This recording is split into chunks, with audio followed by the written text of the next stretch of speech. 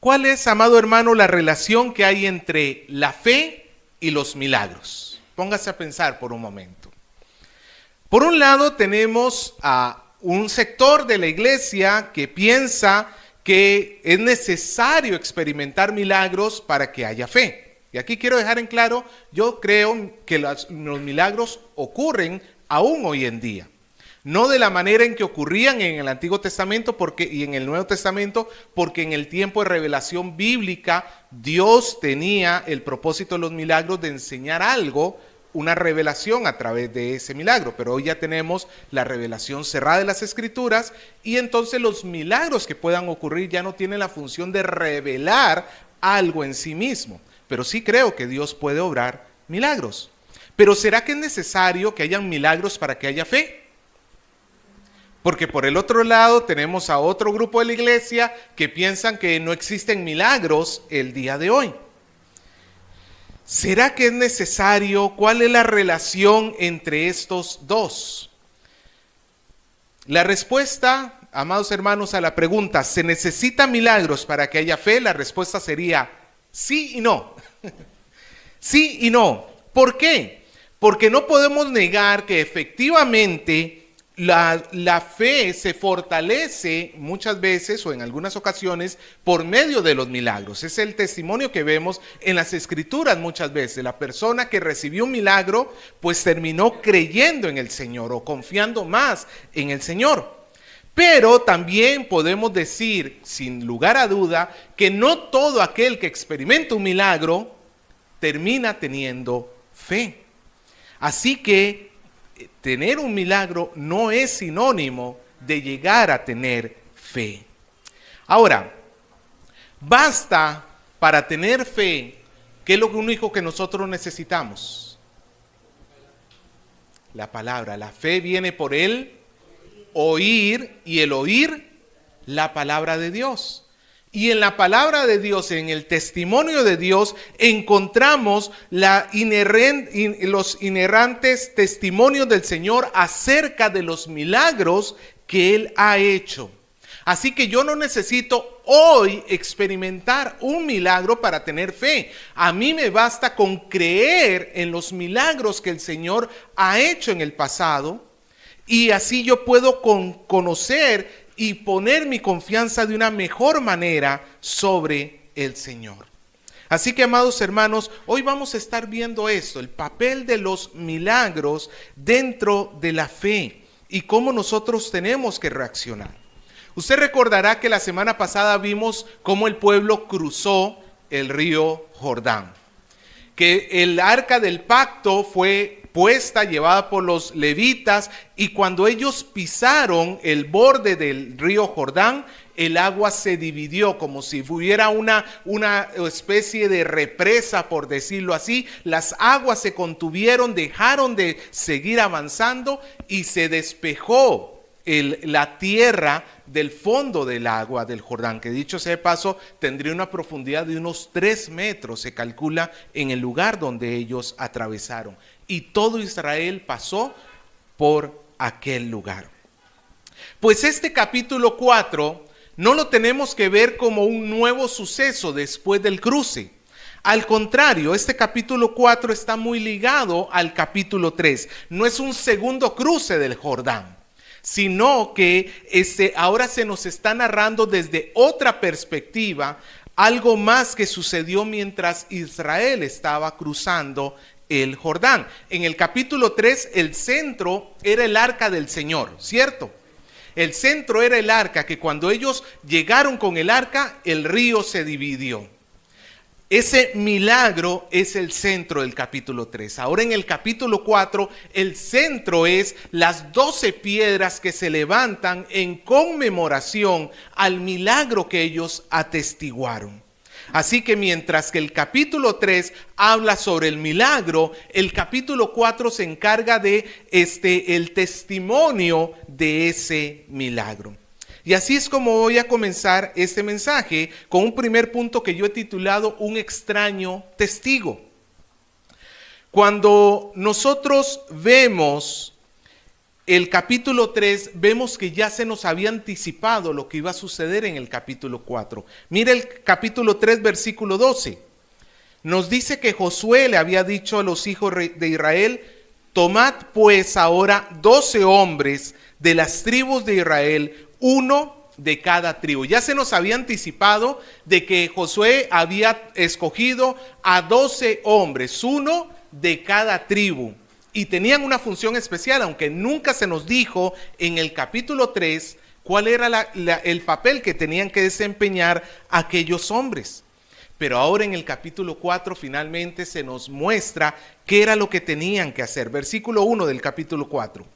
Cuando toda la gente de Israel, cuando toda la gente hubo acabado de pasar el Jordán, Jehová, habló a Josué diciendo: tomad del pueblo 12 hombres, uno de cada tribu, y mandadles diciendo: tomad de aquí, de en medio del Jordán, del lugar donde están firmes los pies de los sacerdotes, 12 piedras, las cuales pasaréis con vosotros, y levantadlas del lugar donde y levantadlas en el lugar donde habéis de pasar la noche. ¿Cuál era la misión de estos 12 hombres? Llevar 12 piedras del fondo, que estaban en el fondo del río Jordán, y llevarlas hasta el lugar donde tenían que pasar la noche. Estas piedras eran muy difíciles de obtener de una manera normal. Si el río era tan caudaloso y profundo, imagínese lo que es sacar piedras. Si ya de por sí nadar en un río caudaloso, usted no sé qué experiencia tenga en ríos. No creo que el río Chillón o el río Rímac sean, por lo menos acá en Lima, buenos lugares donde bañarse. Pero los que de repente han estado en provincia y han tenido la oportunidad de meterse en ríos, bueno, uno ¿dónde busca los ríos? ¿Los rápidos o los calmaditos para meterse? Los calmados. Creo que ninguno de nosotros tiene esas inclinaciones suicidas como para decir: en este que estoy rápido me tiro a nadar. Ahora imagínense no solamente nadar, sino sacar 12 piedras del fondo del río. Sería imposible o demasiado difícil para una persona normal hacerlo en otras circunstancias.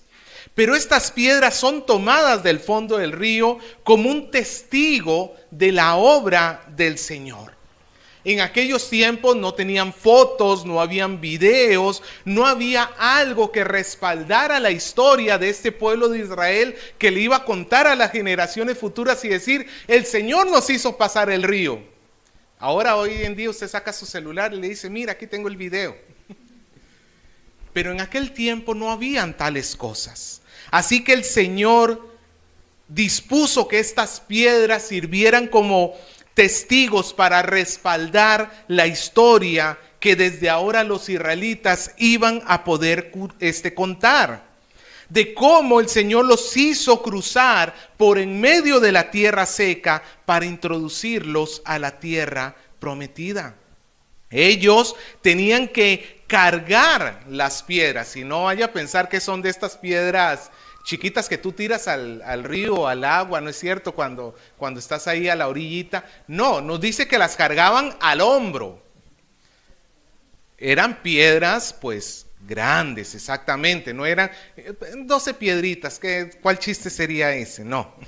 Eran 12 piedras que hombres tenían que cargar al hombro llevándolas. Nos dice en el versículo 5. Pasad delante del arca de Jehová vuestro Dios a la mitad del Jordán, cada uno de vosotros tome una piedra sobre su hombro conforme al número de las tribus de los hijos de Israel. El hecho que fueran piedras tiene también una utilidad adicional. En el fondo del río posiblemente habrían otro tipo de materiales, no sé, troncos viejos que estuvieran ahí hundidos. Quién sabe cuántas cosas pudieran estar allí, pero aquellas cosas se hubieran podrido con el tiempo. Las piedras permanecen. Hoy en día no tenemos en las ciudades por ejemplo, en la ciudadela Machu Picchu, piedras que tienen cientos de años. O incluso si tú vas aquí al norte de Lima, en Caral, tienen pirámides. Si usted no ha ido, le recomiendo que vaya, es bastante cerca de Lima, no estoy haciendo aquí propaganda a algo, es un lugar bonito que yo conocí. Pero hay unas pirámides de Caral que tienen miles de años. Es una de las civilizaciones más antiguas, no de Perú, del mundo. Y las piedras siguen allí. Estas piedras fueron puestas como un testigo inmortal de la gloria del Señor. Y estaban allí llevadas por cada uno de una tribu. ¿Cuántas tribus tenía Israel? 12. ¿Cuántos hombres tenían que cargar piedras?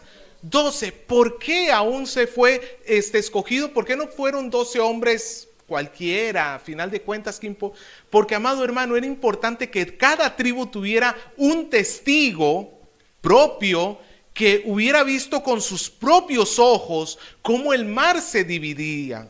Amado hermano, es que póngase a pensar, cuando sucedió este milagro, Israel eran más, mínimo, ya exagerado, muy abajo, 2 millones de personas. Pensando que durante los 40 años en el desierto no aumentaron en número, aunque sí aumentaron. Israel era de millones de personas. ¿Cuántos de esos millones creen ustedes que pudieron ver con sus propios ojos lo que sucedió en ese momento en particular? ¿Alguna vez tú has estado en una multitud queriendo ver algo que está delante? La multitud no tiene que ser muy grande para que tú te lo pierdas. Basta con que sean algunos cientos y tú ya quedas tan atrás que lo que sucede allá adelante, ni siquiera en una tarima en alto como para que lo vean, no, era a ras del piso. Sí, basta que fuera Zaqueo para que te tuvieras que subir en el sicómoro para poder ver a Jesús, ¿no es cierto? Ya te lo perdías, pero estos 12 hombres estaban allí, uno de cada tribu, para que le pudieran testificar a su tribu y decirle exactamente lo que había sucedido, que cuando los pies de los levitas tocaron el agua se partió en dos, las aguas quedaron divididas. Pero el hecho de que fueran las 12 tribus de Israel representadas por estos 12 hombres, también nos muestra que la gracia de Dios está cayendo por igual sobre toda la nación en sí, porque todos en sí son el pueblo que Dios ha escogido. Y así que estos 12 hombres tenían que llevar estas 12 piedras. Es curioso, tú ves 12 piedras amontonadas, y por sí solas no te dicen nada. Pero como vamos a ver más tarde, cuando se une el monumento de las piedras con el testimonio de la boca de ellos, ahí tienes un testigo poderoso. Pero no deja de ser un testigo extraño. Ahora, pasemos a un segundo punto que yo le he titulado una fe obediente. En el libro de Josué vamos a encontrar un patrón que se repite muchas veces. Este patrón sigue este orden. Dios habla directamente con Josué y le ordena algo. Josué, segundo lugar, escucha la voz de Dios, la recibe y luego habla al pueblo de Israel y les da la orden de Dios. Y en tercer lugar, el pueblo de Israel escucha la voz de Josué y obedece a lo que se pide. Es lo que hemos visto hasta el día de hoy en el libro de Josué en varias oportunidades. Como por ejemplo el capítulo anterior con el paso del Jordán. El Señor dijo, lleven el arca. Se lo dijo a Josué. Josué le dijo al pueblo, lleven el arca. ¿Y los levitas qué hicieron? Llevaron el arca. Este ciclo, este patrón se repite 2 veces en el capítulo 4. En los primeros 3 versículos, Dios le dice a Josué que deben tomar piedras. En los versículos del 4 al 6, Josué le dice al pueblo que deben tomar piedras. piedras. Y en los versículos del 8 al 10, ¿qué hace el pueblo de Israel? Toman las piedras. Lo mismo se repite en el en el versículo 15.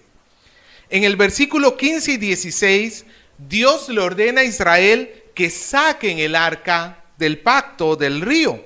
En el versículo 17, Josué le manda al pueblo a sacar el arca del pacto. Y en el versículo 18, los levitas sacan el arca. ¿Ve cómo se repite este patrón? Una y otra vez se nos va a ir repitiendo. Y este patrón no está allí por gusto, porque este patrón representa lo que idealmente tenía que hacer Israel siempre. Israel tenía que escuchar la voz de Dios, no directamente, porque ya desde los tiempos de Moisés ellos habían dicho que Dios no hable directamente con nosotros. Habla con Moisés y ahora está hablando ¿con quién? Con Josué. En ese sentido, Josué es un sucesor de Moisés en el que escuchaba directamente la orden del Señor. No es tanto como Moisés, no está a la altura de Moisés en el sentido de que las instrucciones que recibía Josué eran para situaciones particulares, para eventos particulares. En cambio, lo que escuchaba Moisés era para el pueblo, para las generaciones actuales y venideras. ¿Me dejo entender? Pero en cierta manera, Josué, en ese sentido, se vuelve como el intermediario entre Dios y el pueblo.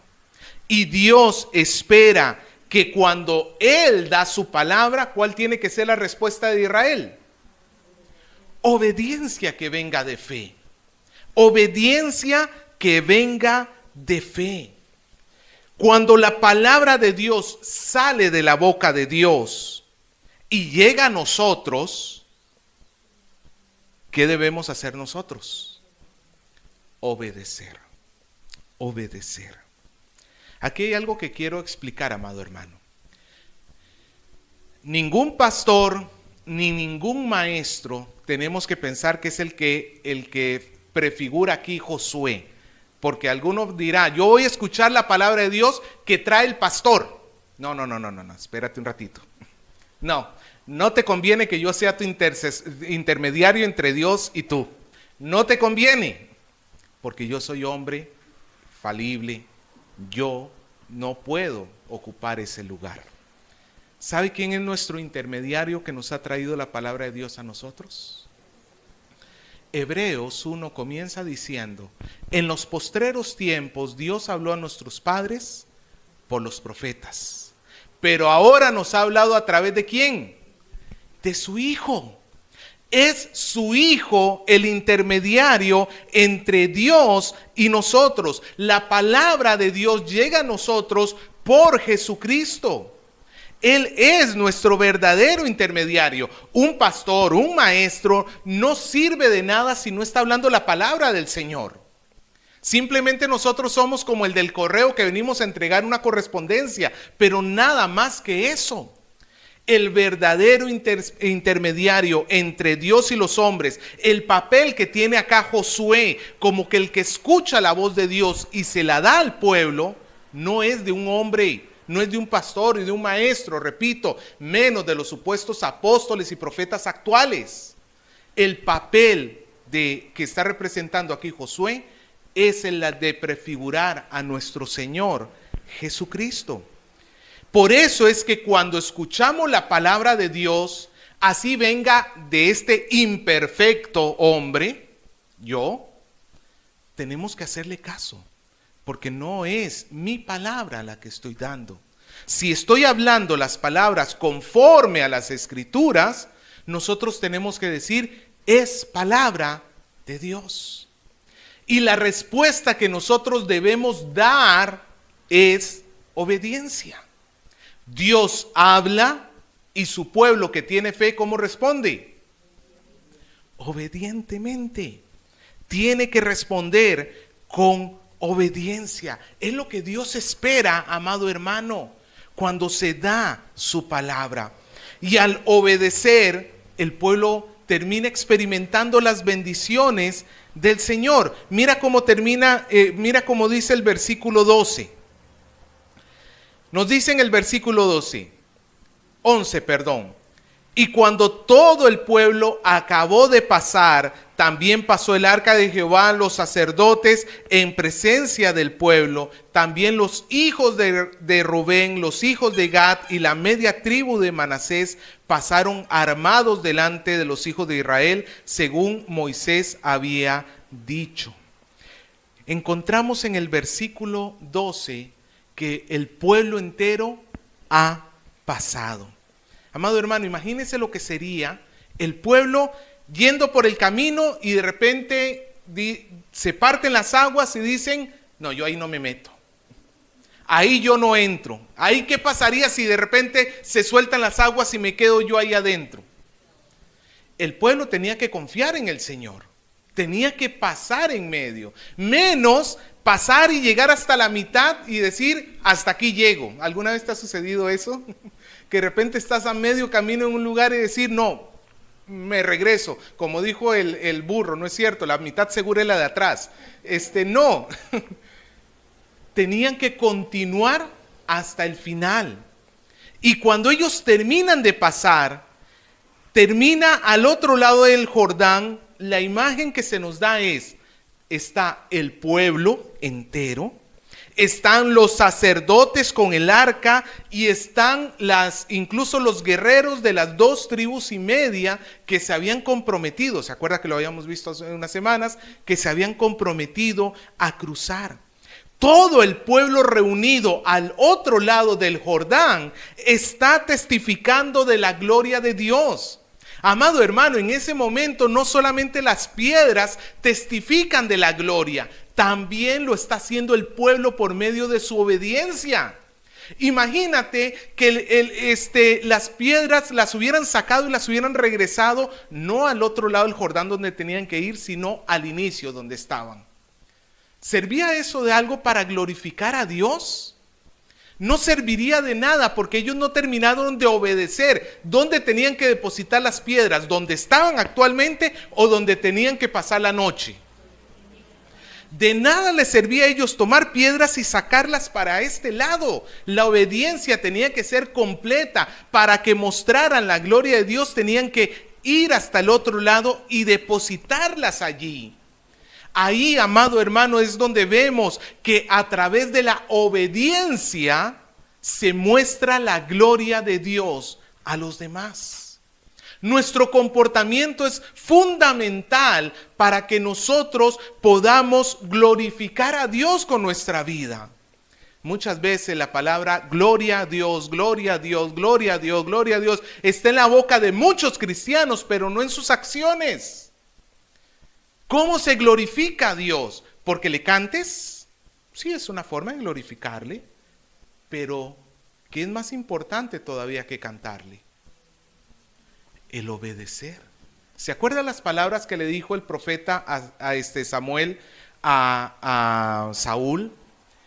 Que la obediencia es mejor que los sacrificios. Es mejor obedecer que presentar muchos sacrificios. De nada le sirve al pueblo de Dios decir y llenarse la boca y hacer actos externos para Dios si no tiene una vida de obediencia. Es en la obediencia donde nosotros verdaderamente traemos gloria al nombre de Dios. Pablo se lo dijo de esta manera a Tito en el capítulo 2, versículo 10 de la epístola a Tito.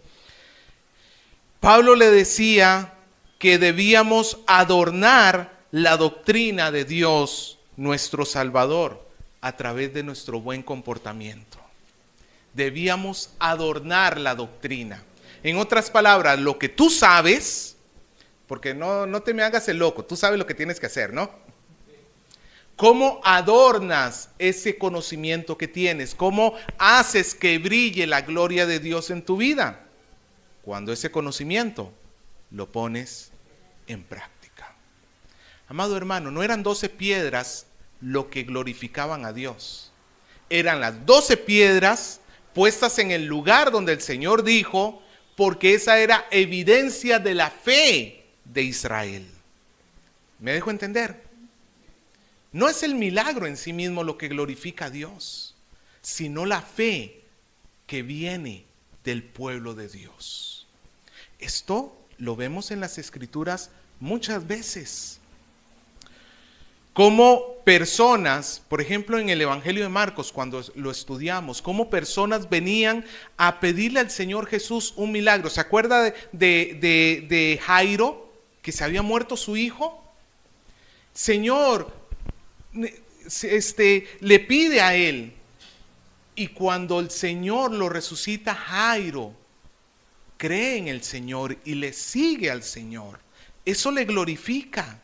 El milagro, acompañado de la fe, le glorifica al Señor. Pero ¿cuántas personas en las Escrituras experimentaron milagros y rechazaron al Señor Jesús? Buen ejemplo, los 10 leprosos. 10 hombres que tenían lepra, 9 de ellos judíos, 1 era samaritano creo que era, o gentil, no me acuerdo. No tenía la ilustración en la cabeza, pero bueno. La cuestión es que de los 9, de los 10, 9 recibieron la sanidad, pero se fueron. Y solo 1 regresó a agradecer. ¿Ves cómo el milagro no garantiza la fe de nadie? No garantiza la fe de nadie. Pero cuando el testimonio de Dios va acompañado de la fe, eso sí trae gloria a nuestro Dios. Por eso lo que el Señor espera de nosotros no es que experimentemos milagros. Lo que el Señor espera de nosotros es que tengamos fe en Él. Y esa fe se muestre en obediencia. Allí el nombre de Dios recibe verdaderamente gloria. Ahora, como tercer punto, yo le he titulado un testimonio para la posteridad. A mí me parece que lo más interesante de todo esto, convenientemente el autor lo dejó como para el final del capítulo. En medio de estos ciclos de Dios ordena, Josué escucha y transmite al pueblo, y el pueblo recibe y obedece, en medio de esos ciclos hay resultados bastante interesantes. El primer ciclo lo dijimos que estaba entre el versículo 1 hasta el versículo 12, hasta el versículo 14, es como la primera mitad de este pasaje.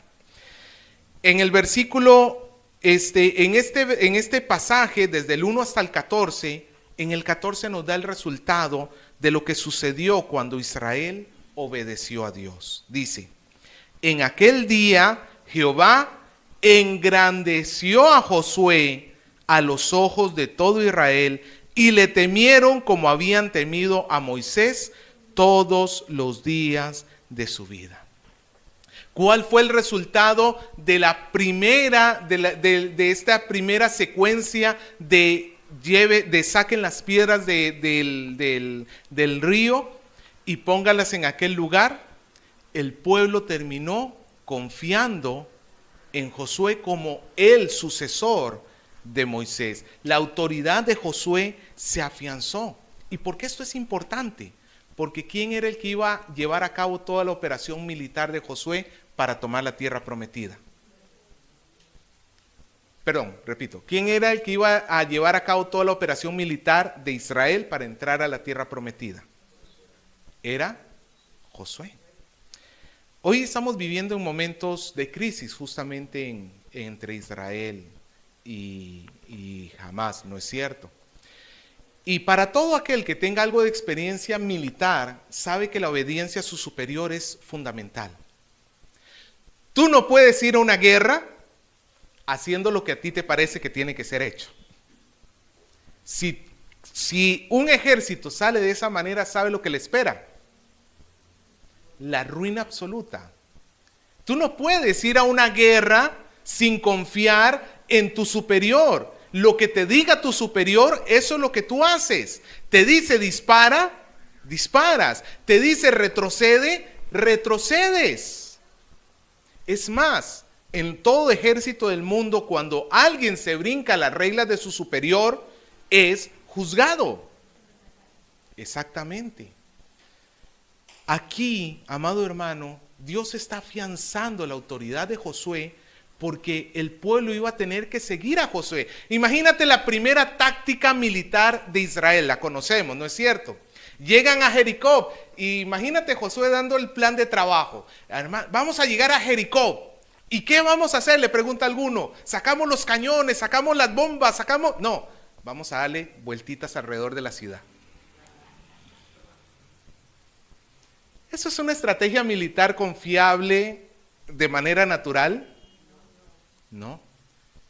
Pero Israel sabía que Josué no estaba solo. Josué venía hablando de parte de ¿quién? De Dios. El plan no era de Josué, el plan era de Dios. Así sonara absurdo darle vueltitas a una ciudad, pero ellos tenían que hacerlo. Ese fue el primer resultado. Israel quedó mejor preparado para lo que venía. Pero mira, y esta es la parte que más me interesa desglosar, el resultado de la segunda ronda de Dios habla, Josué transmite y el pueblo obedece. Dijimos que la segunda ronda está entre los versículos 15 al 18. Y en el 19 tenemos los resultados. Dice, el pueblo subió del Jordán el día 10 del mes primero y acamparon en Gilgal al lado oriental de Jericó. El 10 del primer mes. El primer mes es el mes de Nisan, se llamaba en hebreo, y no corresponde a nuestro 10 de enero. Para que tenga una idea, el mes primero de los hebreos quedaba entre los meses marzo y abril de nuestro calendario. ¿Ok? Entre marzo y abril. ¿Alguien se recuerda qué se tenía que hacer el día 10 del primer mes? A ver, por un departamento, me sorprende si alguno me la responde, porque está bien rebuscada. La Pascua era el 14, cerca, pero era el 14. Había algo que hacer 4 días antes.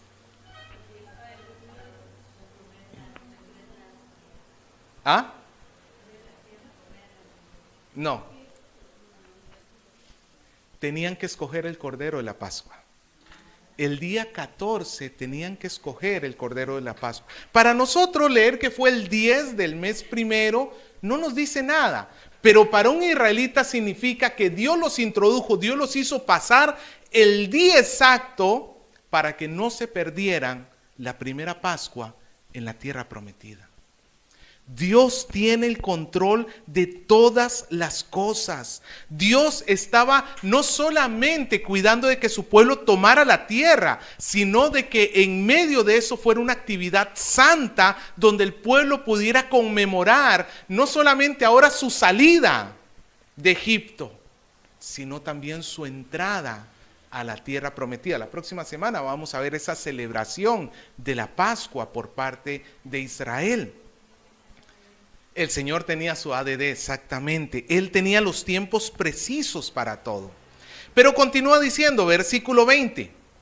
Y Josué erigió en Gilgal las 12 piedras que había traído del Jordán y habló a los hijos de Israel diciendo, cuando mañana preguntaren vuestros hijos a sus padres y dijeren, ¿qué significan estas piedras? Declararéis a vuestros hijos diciendo, Israel pasó en seco por este Jordán, porque Jehová vuestro Dios secó las aguas del Jordán delante de vosotros hasta que habíais pasado a la manera que Jehová vuestro Dios lo había hecho en el Mar Rojo, el cual secó delante de nosotros hasta que pasamos.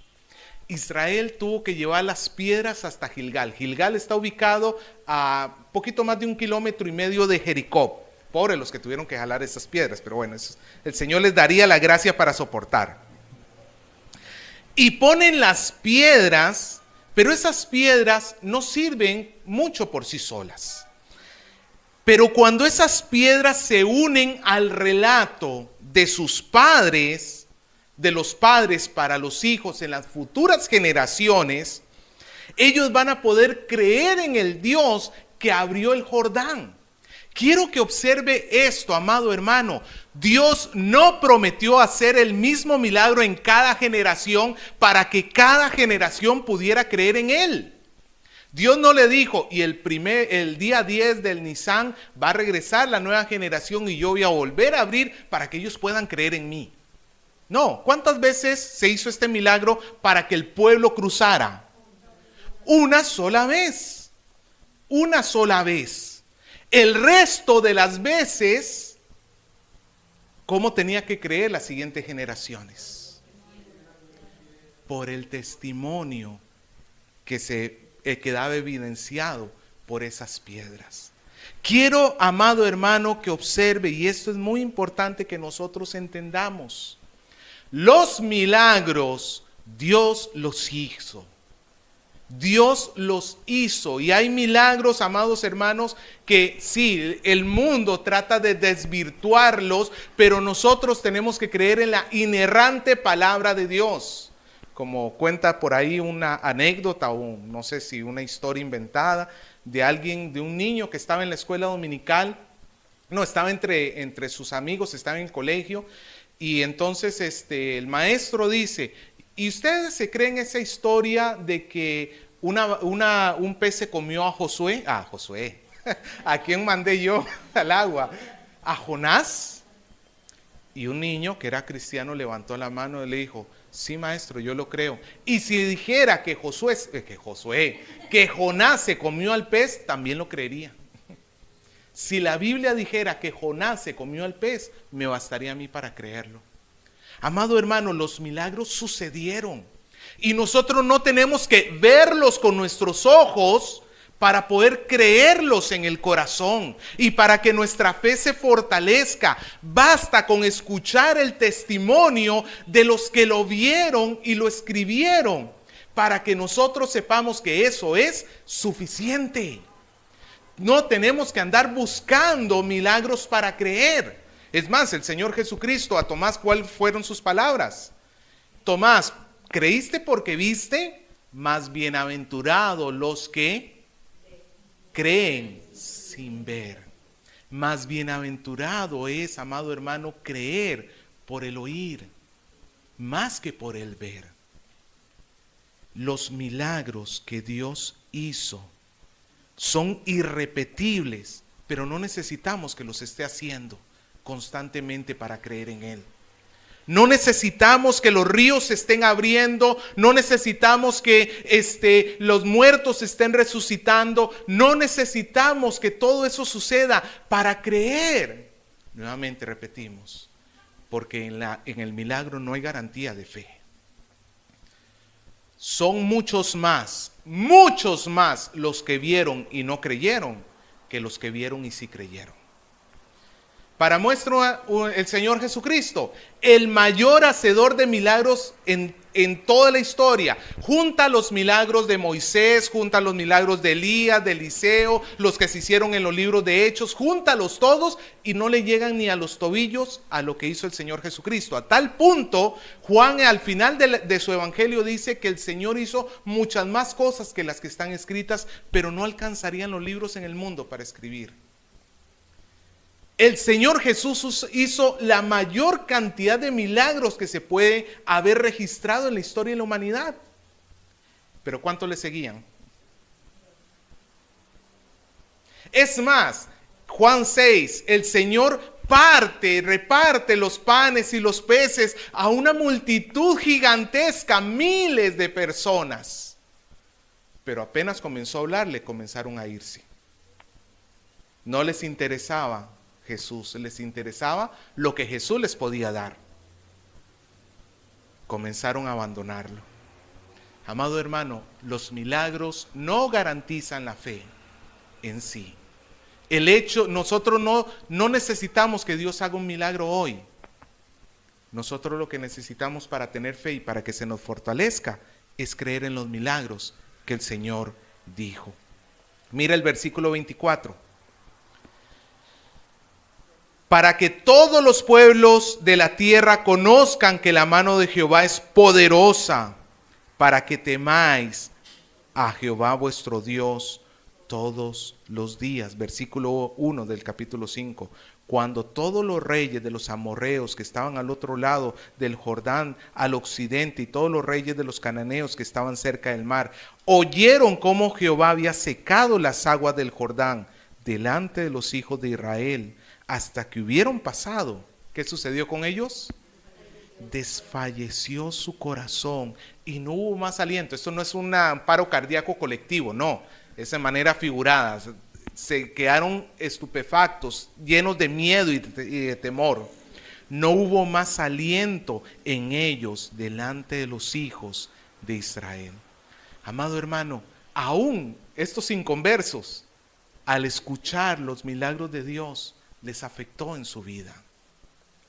Amado hermano, los milagros del Señor van a afectar a creyente y a incrédulo, pero de diferente manera. Alguien dijo, de la misma manera que el sol, cuando una vela es expuesta al sol, ¿qué sucede con la cera de esa vela? Se derrite.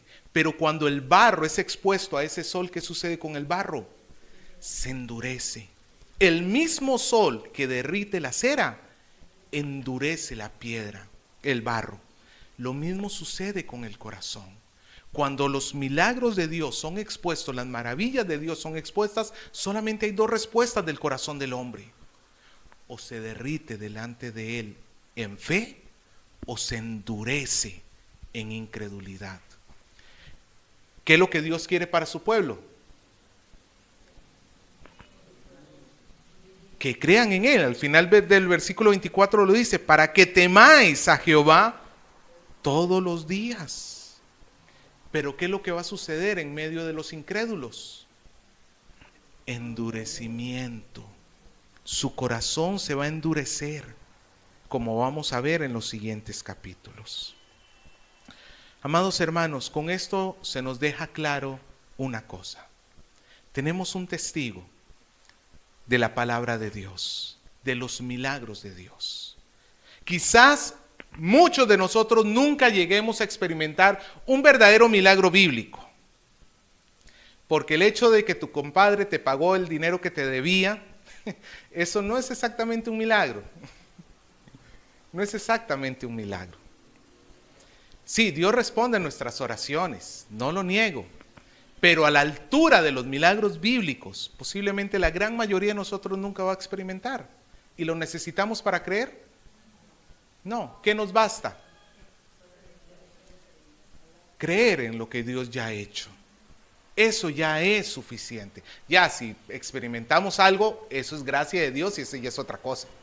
Pero no es requisito. Ahora, para terminar con esto, nada más quiero terminar subrayando una cosa.